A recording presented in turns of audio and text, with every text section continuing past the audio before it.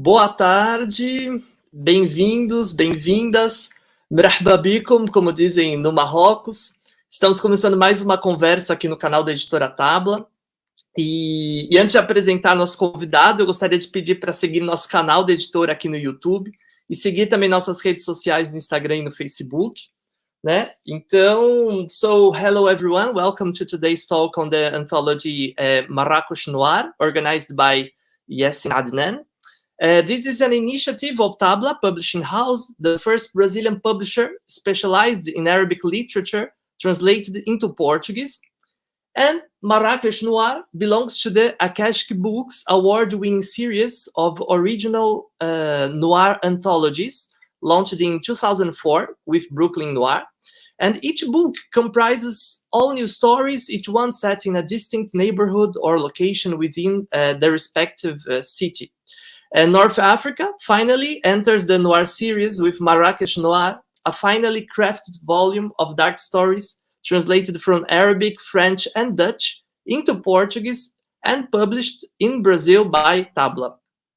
Tabla has already published the translation of Beirut Noir, organized by Iman Humeidan, translated by Pedro Criado, and will launch soon, later this year, Baghdad Noir, organized by Samuel Shim'oun, and translated by Jemima Alves.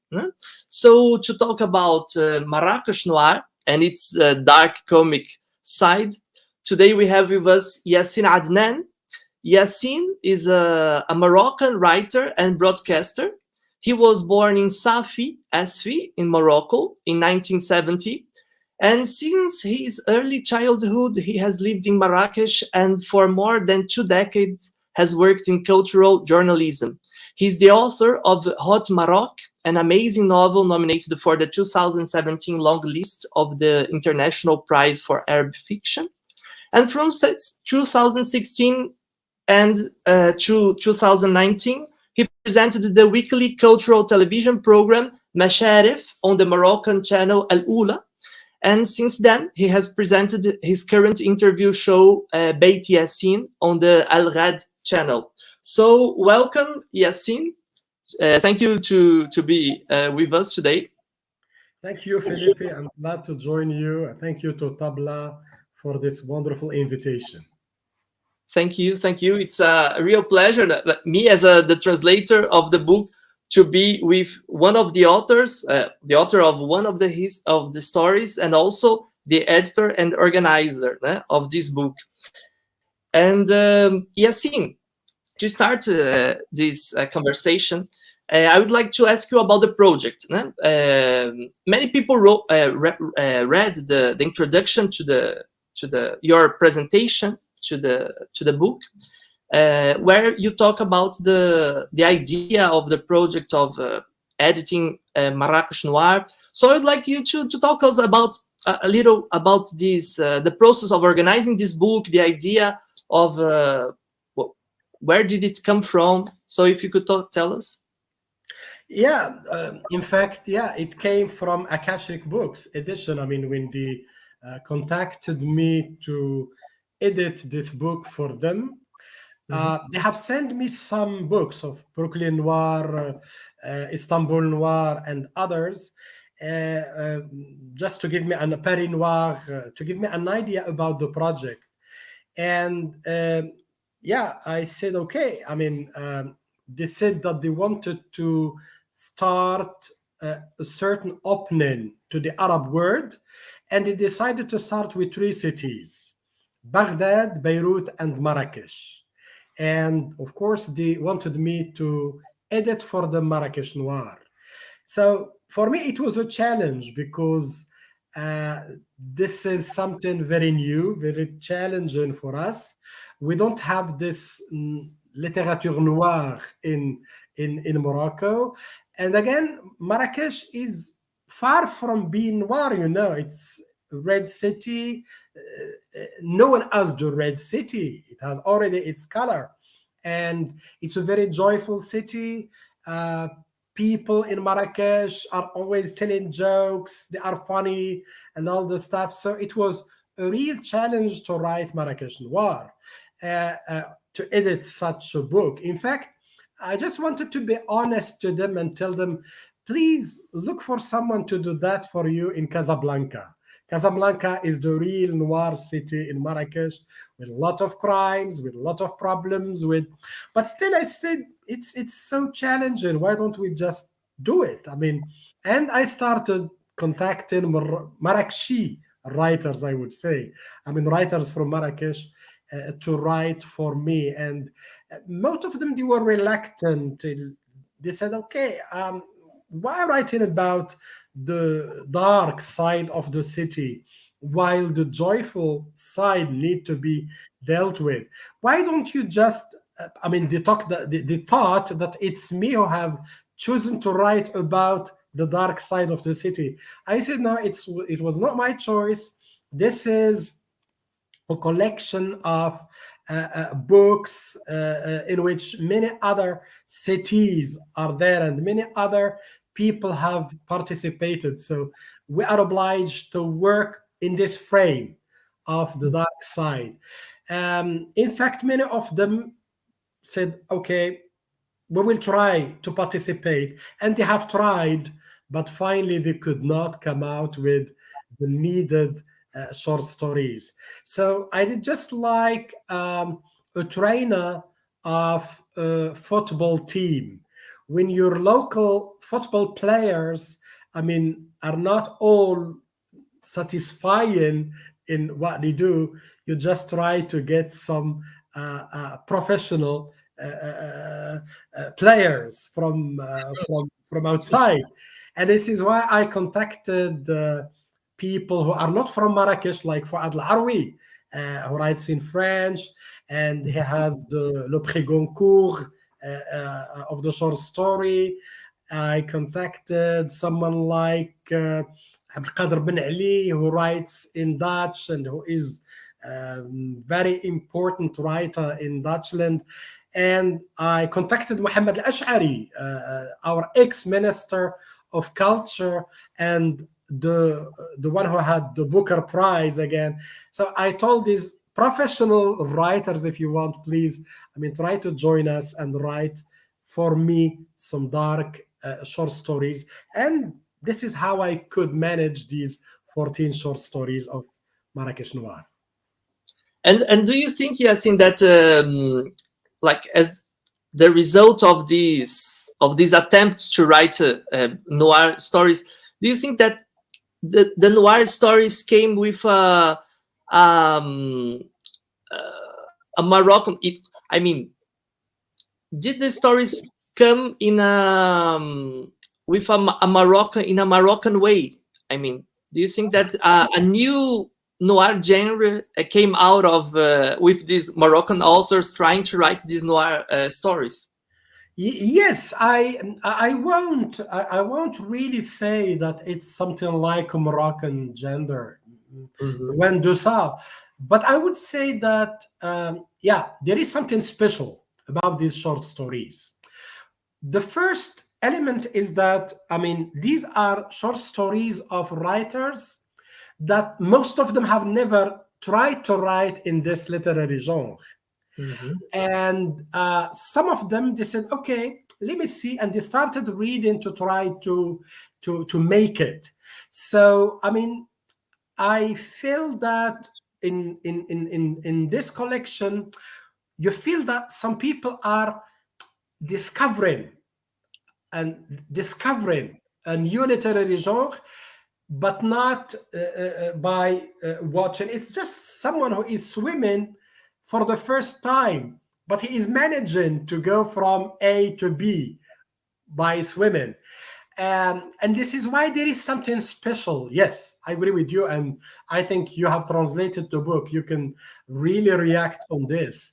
I mean, you feel that there is something special. It's because it's the first attempt of most of these people, of these writers, to write a noir short story. And again, even I have talked in the introduction about the fact that we have some black novels, some detective novels, but not short stories. Not short stories. So it was a real challenge, in fact. And Yassin, when we read the stories, as you said, it's when we compare, like for example, the Marraquexe Noir to Beirut Noir, we see that the books are completely different.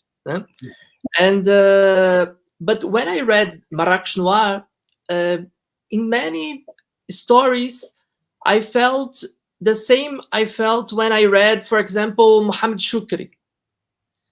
When for example, the Al-Khubz Al-Hafi, that it was recently translated into Portuguese for the first time from Arabic, it was translated as Pão Seco, and it was published in Portugal by Antigona. I mean, there are many these themes about violence, or even like non-normative sexualities, social problems of the Moroccan society. Somehow I saw these issues that we see, for example, in Muhammad Shukri's writings, in the stories of Marraquexe Noir. And I was asking myself if it was a continuation. I mean, as you said, they were writing stories with these noir stories for the first time. But I recognized something that I had already seen in Muhammad Shukri, for example. How do you see this? Do you think that there is a continuation in a path that Shukri started when dealing with these social problems of the Moroccan society, or something like this? Yeah, I think it's the same background. You are writing about the same society. So yes, you are not going, I mean, when you want to write a new book, you won't invent a new society so as to make your book new, but it's just your way of doing which is new. I mean, your sensibility as a writer, how you are going to deal with the stuff, that background, that social political background you have. And yes, yeah, I think yes, I think, yeah, the main idea is that I can consider Muhammad Shukri's autobiography, Le Pen Nu, I can consider it a noir novel, in a sense. Yes. So yeah, I agree that sometimes you feel that it's the same society with the same problems, but still these people were writing Marrakesh, and some of them have while working, because I was, especially the Marrakeshi writers, I was talking to them all the time. I read with them the first draft, the second draft. I know that some of them have worked on some crimes that exist already. They have read about in newspapers, and then they started working on the crime, literally pour confectionner the literary world they have in their novels, in their short stories. Sorry. And talking about these problems, there was a story. The story is in Arabic is Mama Aisha. That's by Halima Zin al-Abidin. We translate it as Mamãe Aisha. And in this story, they talk. The story is about, or the background is about a period of Morocco history that you call. It's called the years of Lead. In Arabic, it's like Sanawata Rasas, isn't it? And when I read it, I remembered a lot about a similar period in Brazil we had, that it was the military dictatorship in Brazil and Argentina. And in fact, we had in Argentina, for example, the mothers of the Plaza de Mayo, that there were mothers that had their sons arrested by the police, and victims of the repression of the Argentinian government by that time.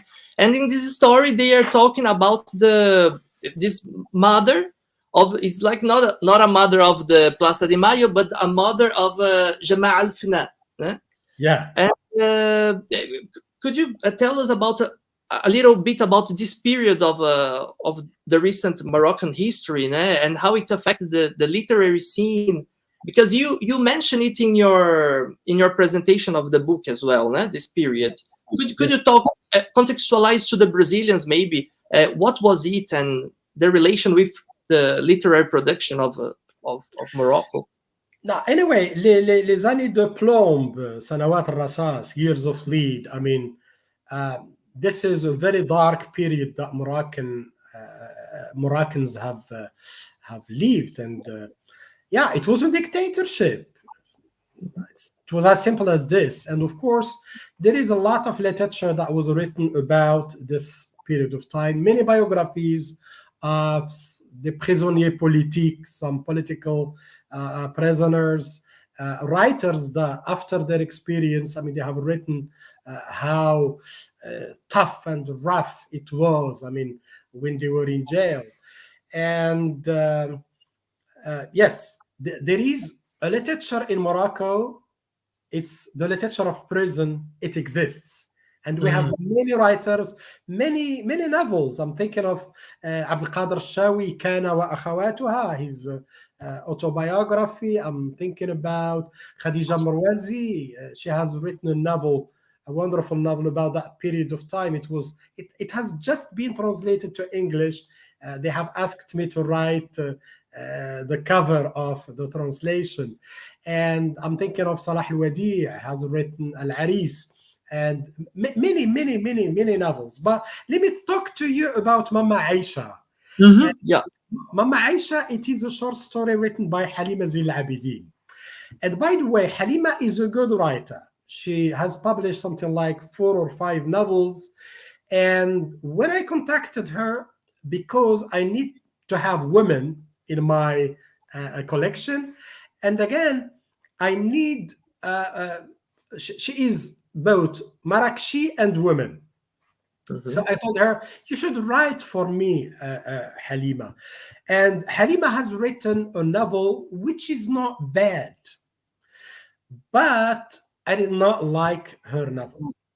Sorry, she has written a short story for me, which is okay, fine, but I did not like it. So I told her, Halima,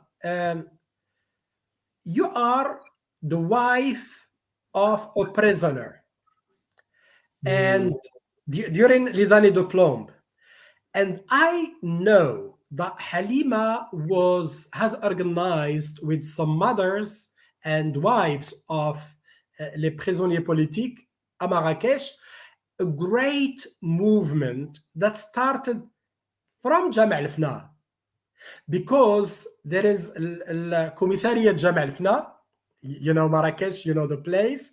There is the police station in Jam' al-Fna, and before taking the prisoners to the tribunal, they are collected there, and at that moment of time, they can leave them for a month at Jam' al-Fna. And it's at that time that Halima and these ladies started their movement. I told her, please, forget about fiction. Just write your own experience. And she wrote her experience because, of course, she was educated, she was a militant, but these naive mothers, illiterate mothers, she has discovered how strong they became. And I told her, try to witness this, write this experience, how these women who are illiterate, who are very naive, who do not even go to markets and all the stuff, I mean, has evaluated and become something different because of what they have suffered. I mean, struggling to get their sons and out of prison. And she has started from a personal, very personal experience, and she have witnessed that in Mama Aisha. And for me, it is one of the best short stories of this.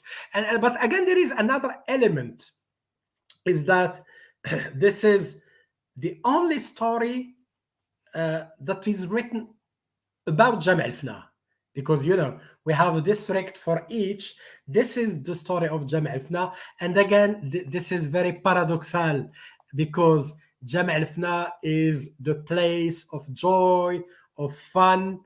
Halima Zin al-Abidin has spotlighted another face of Jam' al-Fna. Yeah, it's the story is amazing, and it's funny because all the stories mention Jam' al-Fna at some point, but the only story that has it passes on the Jam' al-Fna is this one. Because Marrakesh, Jam' al-Fna is the heart of the city. Il est inévitable. I mean, you cannot avoid Jam' al-Fna.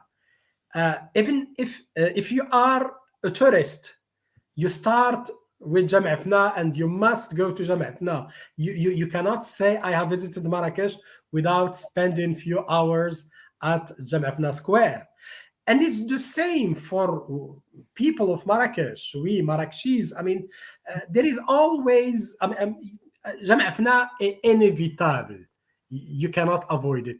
This is why Jam' al-Fna appears in most all these stories. I mean, either a character goes to Jam' al-Fna, comes from Jam' al-Fna. Jam' al-Fna is omnipresent in all these stories. But the main story which talks about Jam' al-Fna is this one, and it gives the side that no one will imagine of Jam' al-Fna. And this is not, as I said, this is not fiction. It's un témoignage. And actually, the Jam' al-Fna is on the cover of the book, huh? Yes. Yeah. Yes, that's true. And Yassin, you're not from Marrakesh. You are from Asfi. That is close to Marrakesh. But you had your childhood. You passed your childhood in Marrakesh. Yes. And how is your relation to the city? I mean, because in the presentation you talk about that when you were a child you used to go to the square, to Jam' al-Fna, and you start talking about this. Could you talk about your personal relationship with the city, with Jam' al-Fna?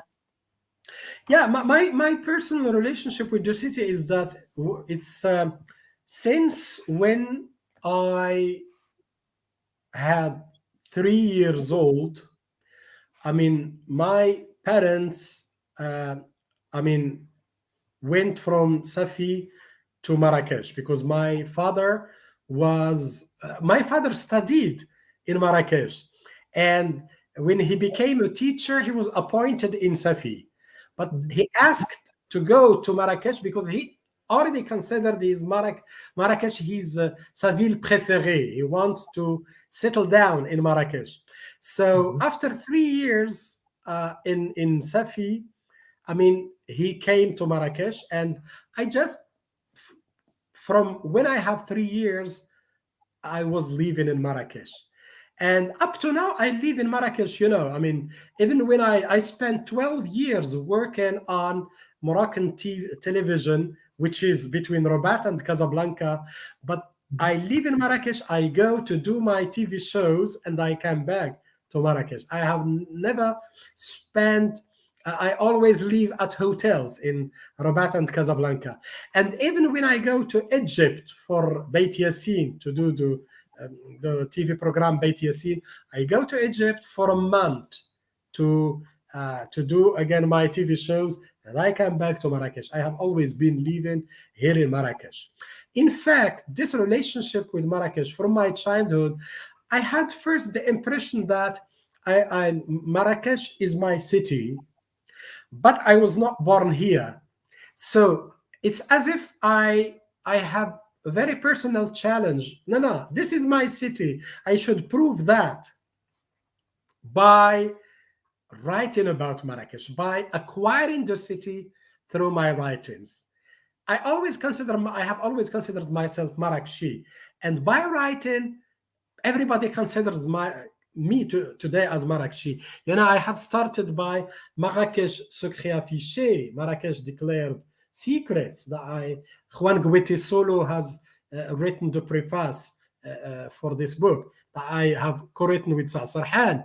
I have published Marrakesh lieu évanescent, Marrakesh, vanished spaces. And of course, Marraquexe Noir is about, Hot Maroc is about Marrakesh. So today, I mean, everybody, when people come to Marrakesh, either from the Arab world or from Europe or whatever, they try to contact me.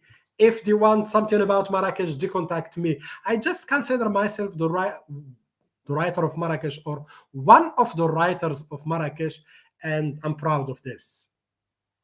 And Yassin, talking about the Hot Maroc, your novel, you told me that your story in Marraquexe Noir, that in Portuguese we translated as e-mail do céu, né? E-mail min as-sama, is an excerpt of the book. Yeah, it is an extract. Could you tell us what the Hot Maroc is about, and why did you consider or choose to put a part of this book inside Marraquexe Noir?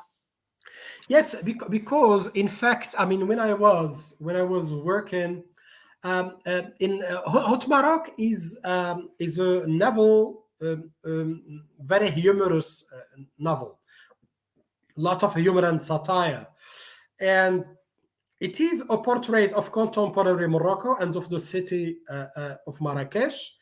But I mean, in it, I am talking about the other side of Marrakesh, which is not the old Medina, but rather the middle class neighborhoods that are not, because, you know, Marrakesh is a city that has always interested writers.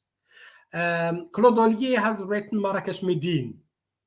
Le prix Nobel Elias Canetti has written Les Voix de Marrakech, Marrakesh Voices. Juan Guetti Solo has written Makbara, about Marrakesh. Even George Orwell has written about Marrakesh. So it is a city, c'est une ville d'écriture. I mean, it's a city that makes writers interested in it. And as someone who lives in Marrakesh, someone from Marrakesh, I have already written these people, and I said they are all talking about a very special Marrakesh, the old Medina, the old city, the traditional city, the touristic city. But there is another Marrakesh that no one cares about. It's the middle-class Marrakesh, the city that was not built by Yusuf ibn Tashafin in the 11th century, but rather the city that is built by the national companies in the 80s and 90s, where there are new generations of Marrakechis, totally different. And I was interested in these changes. And I wrote Hot Maroc about these changes. When I was distributing districts to writers in Marraquexe Noir, I said, okay, I am already working on a part of the city which is very difficult, so let me do it myself. And at the time, I was writing both Marraquexe Noir, both Hot Maroc, and working on Marraquexe Noir. So I worked on that short story, and I would say, okay, this is a short story. Maybe I will put it in Marrakesh, in Hot Maroc, maybe not. But let me work on a special plot in which I'm talking about the dark side of internet, the criminal side of internet. And yeah, Marraquexe Noir, by the end, it becomes about this l'agressivité gratuite of internet, how people are aggressive for no reason in internet, how how crimes are. I mean, there are a lot of crimes that take place in internet. How we becomes it was something. So I managed to come out with a short story, which is a short story with characters and everything. You can read it separately, and it is separate from the book. And then again, that same short story, you can read it as a part of the novel, as a part of the plot of the novel. And it's interesting because your short story has it differs from the others in many ways, of course, but also because of language.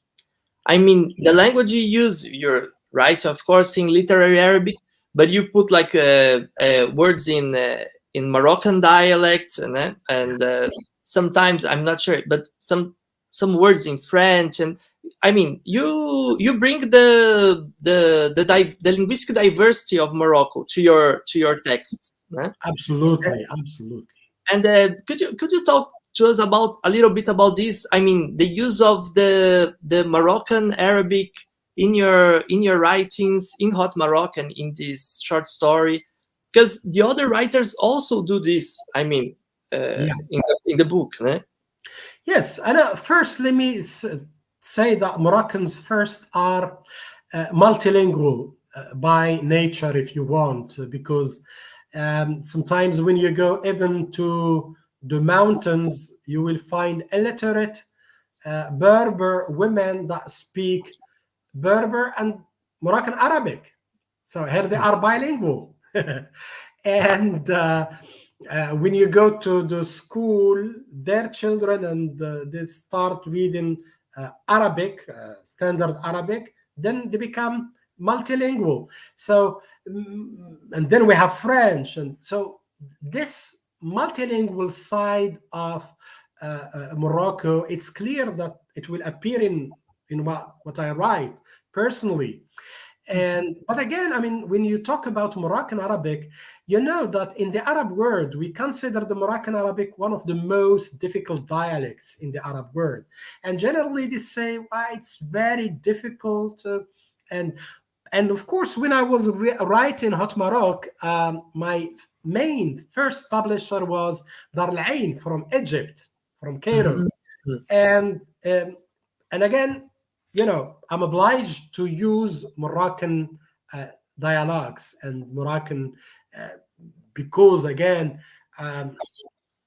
you know, sometimes, especially in dialogue, you cannot put it in al-Fusha, in standard Arabic. Otherwise, it will be very artificial. So I worked hard on this. I really worked hard on this. I tried to take the Darija.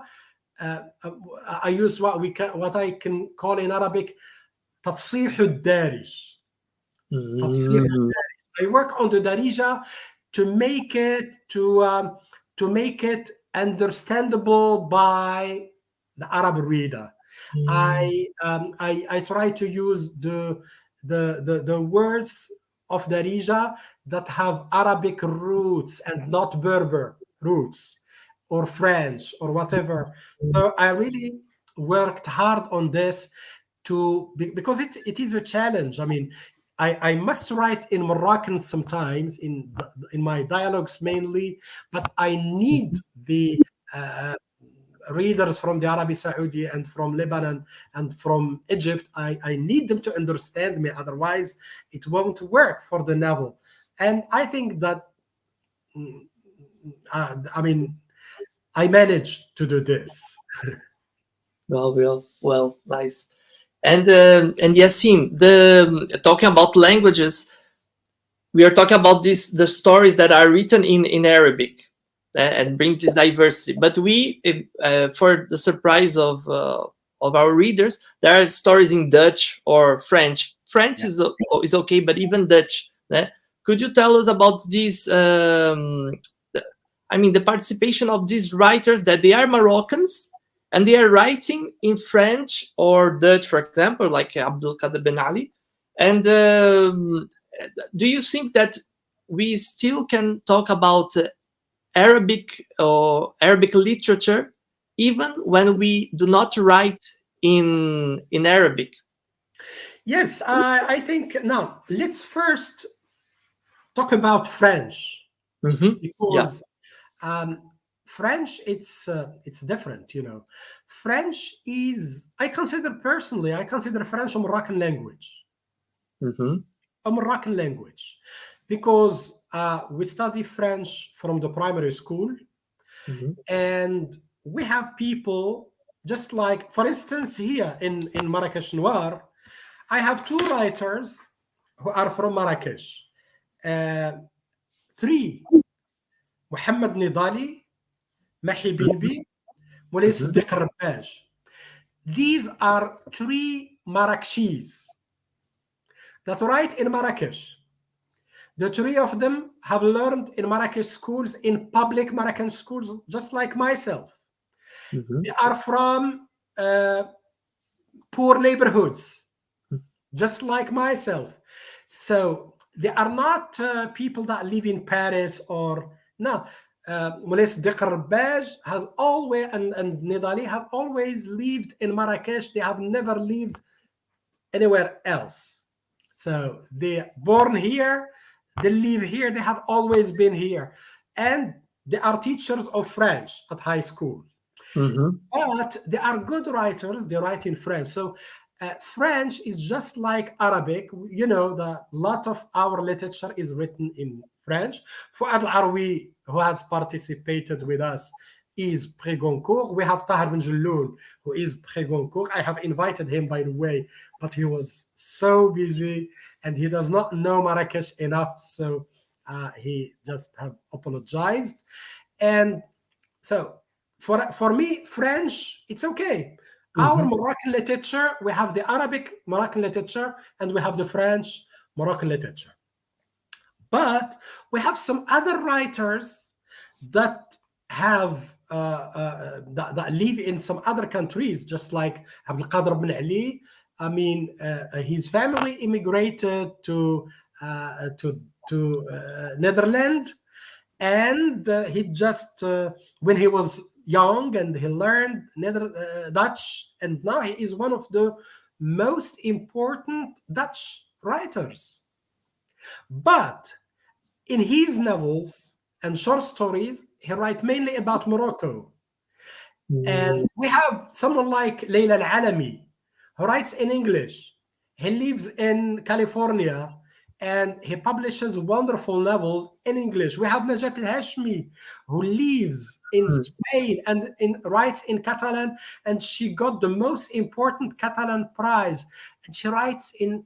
So we have some Moroccans that write in other languages, but all these people, if you take Hot Maroc of Yassin Adnan, written in Arabic, if you take a novel of Fouad Al-Arwi, written in French, if you take Layla Al-Alami, written in English, Fouad, Abdul Qadir bin Ali, written in Dutch, Najat Al-Hashmi, her novel written in Catalan, and you translate these 5 novels to Portuguese, you will discover that they are all the same Moroccan novels, because the plot and events take place in Morocco, the characters are Moroccans, everything takes place in this or that Moroccan city. So this is it.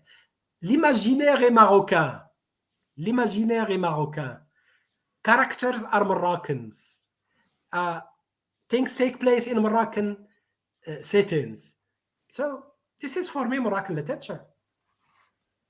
You talked about Najat Hashmi, and if I'm not mistaken, she writes also some dialogues in Amazigh. Yes, because in Tarifit, né? In Tarifit, yes. As Shukri did, né? And in the book, we have this talking about this Amazigh element. We see in the book this is an issue that is treated as well. I mean, sometimes the prejudice against the Amazigh people. I mentioned here the story Tariq ila Mecca. Tariq ila Mecca, caminho de Hanan Darqawi. And she talks about this not only the question of the homophobia against this character that's a drag queen, but he's a drag queen, shilh. So could you talk to us about this element as well of the Amazigh element that is present in the Moroccan culture? Because when people think about, we say Arabic literature, as you were saying, Moroccan literature, I think Moroccan literature maybe comprises more than only Arabic, comprises other elements as well. No? Yeah, that's it. This is why I said that. I said that these people, when I was talking about people that write in different languages, I said all of them give us what we can call Moroccan literature. Mm-hmm. And this Moroccan literature, a part of it, which is written in Arabic, is considered, just like what I write myself, a part of Arabic literature. But Moroccan literature, it is an entirety. There are some special elements that give us we can talk about something special about this Moroccan literature in its multiplicity, in its linguistic multiplicity. And one of the, even when we talk about Moroccan literature written in Arabic, you feel that it is a bit different from Arabic literature written in Mashriq, because this Amazigh element is important. It exists even in what we write in Arabic. One like Hanan Darqawi, who has written At-Tariq ila Mecca. Mm-hmm. Hanan Darqawi is Amazigh herself. Mm-hmm. And yeah, this is why, I mean, she worked, and she told me that the story of the homosexual that used to live in her village is a true story. And she was inspired from his death to come out with this new story, because it has nothing to do here with being Arab or Amazigh. It's about the special. It's a society between two, which is torn between two things. I mean, a part of it, which is the majority, who can co-live with homosexuals and all the stuff, and a minority which is ready to kill these people. You see the point? And this is something that happened in her in the history of her village, of her Amazigh village, and she worked on it to make something similar happen nowadays. So, but I just want to say something important, is that in Morocco, we have writers that write directly in Amazigh. They write directly poetry, short stories, and novels. And of course, I really wanted to have one of them participate with me, but I could not find someone who, because, you know, when I was preparing and editing this book, I was really looking for a good text, regardless the language, regardless the gender, men or women, regardless the age and the importance of the writer. I mean, I have got from a celebrity, someone whose name really will shine on the cover, but his participation was not really what I wanted for him. I mean, he thought that his name is enough and he can just write something and we will be glad that he has participated. I was more interested in short stories. This is why I have someone like Karima Nadir, a young lady who has participated with a text. She has never published a book. Till now, wow. She has no book. But, I mean, when I talked to her about the project, she told me, I have some experience to share, and she has written for this book, but she has never published something. She's the author of in Portuguese, we translated it as Uma Vida Estilhaçada. That it's her story is about a woman that he's inside a psychiatry hospital, no? Absolutely. Yeah. Very original experience, very original text. In the hospital of Amershish. Amershish, absolutely. Amershish. Yes, absolutely. Very interesting, this story, very impactant. Yeah. And Yassin, just we are coming to the end. I would like to make a personal question. What are you reading now? What am I reading now? What a difficult question. Because Or the last book that you have read. Sorry? The last book that you have read. You know why? Because you know that I have just come from the Arabi Saudi Book Fair. Yeah. So when you come from the book fair, you come with a lot of books at the same time. And I am reading at the same time. I am on the plane. I started reading Al-Mucho, which is a new novel of the Moroccan writer Hassan Awreed. And I started at the same time reading the novel of Meryl Al-Tahawi, Shams Al-Mushriqa. I forgot the title. It's somewhere here. And because it is in the short list of the Booker Prize. You know, I am a trustee of the the IPAF, which we call the Arab Booker Prize. And I need to read the novels of the short list at least before announcing the winner in few weeks. And Yassin, regarding this the prize, there is a question of Safa Jubran that she has in Brazil.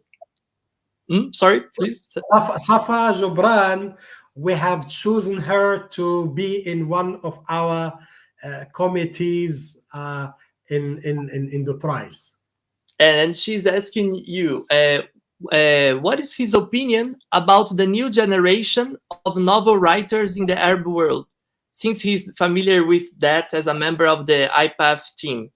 I really think that and maybe Safa, when she has worked with us as a judge 2 years ago now, I think. I mean, she has discovered herself that we have wonderful new writers come in. I mean, great writers. I mean, you know that last year, a very young Libyan writer has took the prize, and generally, and I mean, we have someone from Kuwait who got again the prize with his second novel. I mean, we have now young writers that can get the prize, take it with their first or second novels, which is very challenging, because we're really we say in Arabic, النص وليس الشخص. I mean, we care about the text, not his writer, or the importance of the writer. And I think, I mean, this prize mainly is giving really hope to young writers. Most of our long lists and short lists, I mean, the majority are young writers, not very famous Arab writers. Wow. And Yassin, and there's one more question from Laura Di Pietro, the editor of Tabla. And she said, I would like to ask, how was the work of Yassin with the authors of Marraquexe Noir? And also if there is any interesting situation that you can share with us in this. Yes, I mean, I have really worked, because I mean, when I started working on Marraquexe Noir, I discovered that I was trapped. I mean, because at the beginning I thought it will be fine. I would just ask writers to write, but some of them said no. We cannot write something noir. We can write something else. They just started they want to write about a very colorful Marrakesh and some funny things, but not noir short stories. There is again another important problem is that, you know, in Morocco, the short story for a Moroccan writer is something like 3-4 pages, no more. So at the beginning, I just started receiving very short stories of 3-4 pages. And then I told them, no, I mean, it's too short. But this is how Moroccans write. We started working on, okay, either this one, I started working with the writer on his plot. How sometimes we say, no, it doesn't work. Some people said, okay, this is how I write. If you want, I can add you 2 other short stories. But I cannot write a short story in more than 5 or 6 pages. So, I mean, it was challenging again. I mean, to say, no, you won't give me 2-3 short stories, only 1 short story, but it should be a real short story, not the Moroccan short story. And then I discovered, because I have here something like in my library, I have many short stories of Moroccans. If I will just give you, you will discover that our collection of short stories in Morocco is always less than 100 pages. And less than 100. It's something, even sometimes 60, 70 pages. This is a collection of short stories, and most short stories are something like 3, 4, 5 pages, no more. So one of the challenges I had just to persuade people to write long short stories. It was not evident. It's not a قصة قصيرة, it's a قصة قصيرة جدا. Yes, the قصة قصيرة جدا, c'est encore pire because people just write something like 1 paragraph and consider it قصة قصيرة جدا. Wow. Yeah. So to write the American short story, a short story with more than 10 pages was not evident. Mm-hmm. And Yassin, one last question before we end our talk, because I guess that for you and for me, it's very late now. Huh? It's almost 11 in the evening. And what's your expectations? Because, I mean, I think that it's the first book that we have from Morocco translated into Portuguese and published in Brazil for many years. Maybe it's the first directly from Arabic. So what's your expectations with this book being published here in Brazil and these relations between Morocco and Brazil? No, I'm very glad. I was very enthusiastic. I mean, when Akashic Books, I mean, told me the first time that the book will be translated to Portuguese and in Brazil, I just found it something perfect. I'm really glad and enthusiastic about this, because we don't know each other a lot. Maybe we know more about you in football, and in the last World Cup, we had the opportunity to be discovered by Brazilians. I mean, with the wonderful football team we had in Qatar this edition. So I think we have a good team too in Marraquexe Noir. Yeah, for sure. Yeah, with some important players, writers, I would say. So as you have discovered our football team in the last World Cup, you will discover a wonderful writers team in Marraquexe Noir. So I enjoyed the reading, and please, I hope this book will be the first Moroccan book to be translated by Tabla. I think we have some wonderful Moroccan collections of short stories and novels, mainly novels. And personally, I just can be your Moroccan advisor for free. Yeah, for sure, Yassin. Yassin, thank you very much. Thank you very much. It was an honor to meet you, even if virtually. I hope that we can meet personally in Brazil or in Morocco. And thank you very much. It was a really honor on behalf of Tabla also. Thank you. Yeah, thank you so much. Thank you, Felipe, for translating Marraquexe Noir.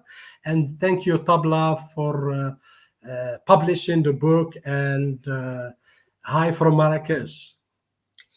Pessoal, boa noite a todos. Obrigado para quem acompanhou a gente. Não esqueçam de seguir a Tabla nas redes sociais, no YouTube, seguir o canal, dar o like nesse vídeo, seguir a Tabla no Instagram, no Facebook.